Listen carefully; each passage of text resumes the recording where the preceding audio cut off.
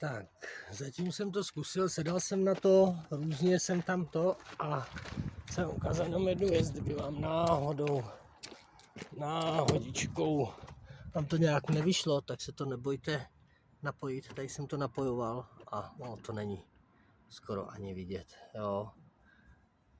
Takže to je paráda. To se mi schrnulo, když jsem tam nasedal, jako když tam nasedá vaše přítelkyně nebo tak, že my chlapi sedneme a jedem, že?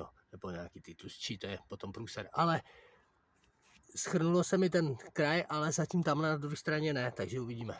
Zatím to drží pěkně. No, nepřejebejte ty švy, jako se mi asi tady povedlo, ale podle mě už to asi bylo, protože tady jsem vůbec neřezal.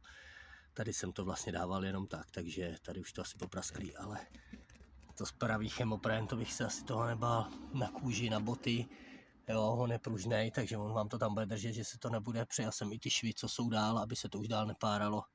Takže to je jenom taková maličkost, potom budu chtít udělat ještě tohle taky z temu, to je prostě šunt, že jo, to jsme to, tak tady to taky budu chtít ještě po to potáhnout, ale uvidíme. No, tak jo, zatím.